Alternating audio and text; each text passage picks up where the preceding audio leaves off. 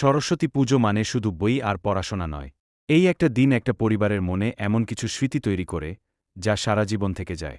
আজ আমি তোমাদের শোনাব একটা সাধারণ পরিবারের সরস্বতী পুজোর দিনের গল্প। ভোর হতেই বাড়িটা একটু অন্যরকম লাগছিল। মা রান্নাঘরে ঢুকে ধূপ জ্বালালেন। বাবা উঠোনে জল ছিটিয়ে দিচ্ছিলেন। ঘরের ভেতর থেকে ছোট মেয়ে পিউ ঘুমচোখে উঠে বলল, মা, আজ কি স্কুল নেই? মা হেসে বললেন, আজ সরস্বতী পুজো রে মা, আজ বিদ্যার দেবী আসবেন। পিউ খুশিতে লাফিয়ে উঠল। দাদা রাহুল নিজের বইগুলো আলাদা করে গুছিয়ে রাখছিল। ঘরের এক কোণে ছোট্ট একটা টেবিল সাজানো হলো। সাদা কাপড়, ফুল, খাতা, কলম, বই। পিউ হলুদ জামা পরে আয়নার সামনে দাঁড়িয়ে বলল, মা, আমি কি ঠিক দেখাচ্ছি? মা মাথায় হাত বুলিয়ে দিলেন। বাবা মন্ত্র পড়তে শুরু করলেন। পিউ চোখ বন্ধ করে মনে মনে বলল, মা সরস্বতী, আমাকে ভালো মানুষ বানিও। এই সময়টায় পুরো বাড়িটা খুব শান্ত হয়ে যায়। পুজো শেষ হতেই সবাই প্রসাদ খেতে বসে। খিচুড়ি, লাবড়া, পায়েস। এক কাকিমা হেসে বললেন, এই পায়েসটা কিন্তু আজ খুব ভালো হয়েছে। বাড়ি ভরে ওঠে হাসিতে। পুরনো দিনের গল্প, স্কুলের কথা, জীবনের কথা।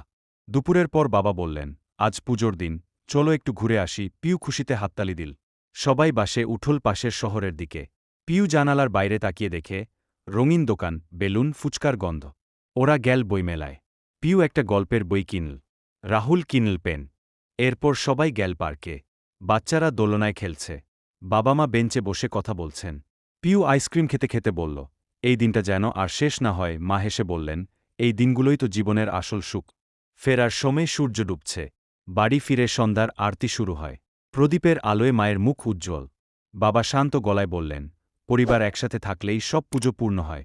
রাতে সবাই ক্লান্ত কিন্তু খুশি। পিউ বিছানায় শুয়ে বলল, মা, কাল আবার পড়তে বসব তো? মা বললেন, হ্যাঁ মা, আজ মা সরস্বতী আশীর্বাদ করেছেন। ঘরের আলো নিভে যায়। চাঁদের আলো জানালা দিয়ে ঢুকে পড়ে। সরস্বতী পুজো শুধু বইজের পুজো নয়। এটা পরিবার, ভালোবাসা আর একসাথে থাকার গল্প। এই স্মৃতিগুলোই বড় হয়ে আমাদের জীবনের সবচেয়ে দামি সম্পদ হয়ে ওঠে।